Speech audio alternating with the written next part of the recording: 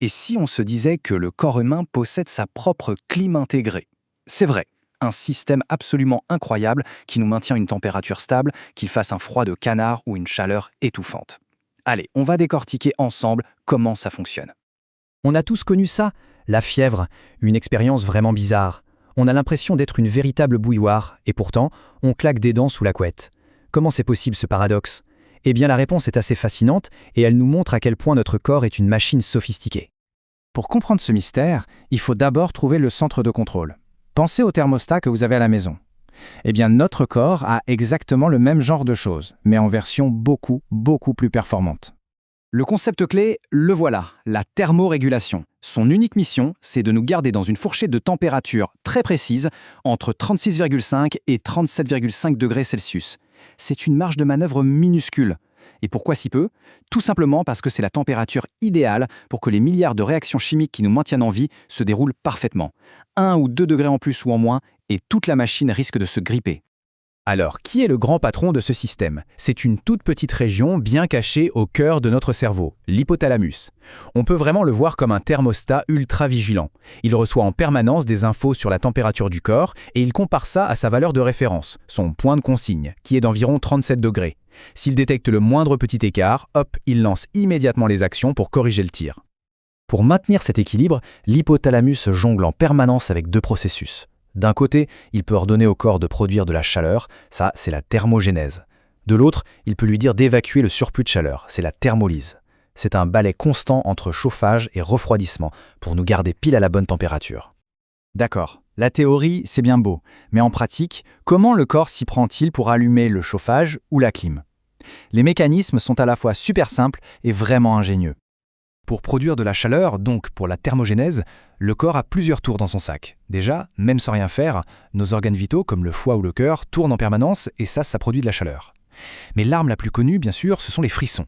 Ces petites contractions musculaires super rapides et involontaires, elles n'ont qu'un seul but, générer un maximum de chaleur et très vite. C'est notre chauffage d'appoint personnel en quelque sorte. Et pour se refroidir alors, le corps a plusieurs stratégies, mais il y en a deux qui dominent. La principale, qui représente 60% de la perte de chaleur, c'est la radiation. En fait, le corps émet de la chaleur dans l'air, un peu comme un radiateur. La deuxième, c'est évidemment l'évaporation de la sueur. Ce mécanisme est tellement efficace que c'est pour ça qu'un temps chaud et humide est si désagréable. L'air est déjà plein d'eau, du coup la sueur a du mal à s'évaporer et on n'arrive plus à se refroidir correctement. Bon, maintenant qu'on a posé les bases, revenons au cœur de notre sujet. Qu'est-ce qui se passe quand la température monte trop?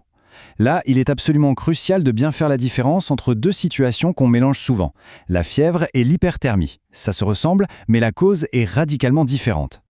La différence, elle est fondamentale, et tout est une question de thermostat. Dans le cas de l'hyperthermie, comme un coup de chaleur, le thermostat est toujours réglé sur 37 degrés. Le problème, c'est que le corps est complètement dépassé. Il n'arrive plus à évacuer la chaleur. En gros, c'est une panne du système de refroidissement. Pour la fièvre, c'est tout le contraire. Le corps n'est pas en panne, c'est le thermostat lui-même qui a été volontairement réglé plus haut, par exemple à 39 degrés, pour créer un environnement hostile aux microbes. Et cette différence est vitale. Une température qui dépasse les 40 degrés, ce qui est typique d'un coup de chaleur, c'est une urgence médicale absolue. C'est le signe que le système de régulation est en train de lâcher, et ça peut endommager les organes de manière irréversible. Ces citations, elles résument parfaitement la nuance. La fièvre, ce n'est pas une perte de contrôle. Au contraire, c'est un contrôle qui s'exerce, mais à une température plus élevée. C'est le corps qui se sert de la chaleur comme d'une arme pour se défendre. Et voilà, on a enfin la réponse à notre question de départ.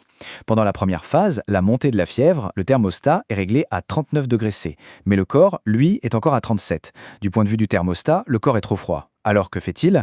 Il déclenche les frissons pour produire de la chaleur et atteindre ces fameux 39 degrés. C'est pour ça qu'on a froid et qu'on tremble.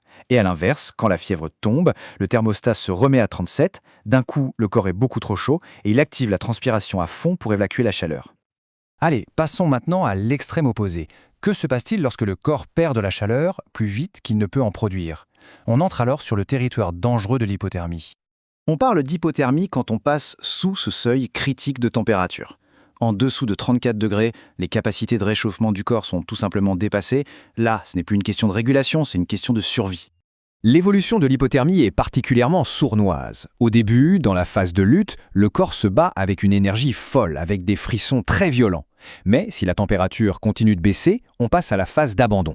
Et c'est là que le vrai danger arrive. Les frissons s'arrêtent, non pas parce qu'on se réchauffe, mais parce que le corps n'a plus l'énergie de lutter.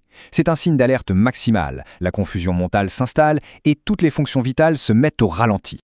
Pour conclure, on voit bien que ce processus, qui se déroule en silence et en permanence, est bien plus qu'un simple gadget de confort. C'est vraiment l'un des piliers de notre existence.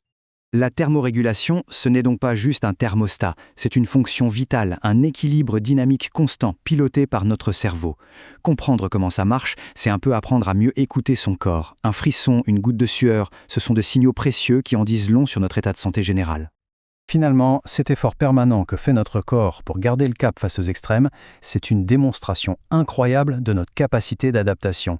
Et ça amène à se demander, qu'est-ce que cette mécanique interne si précise nous apprend sur notre propre résilience face à tous les défis que la vie nous envoie ?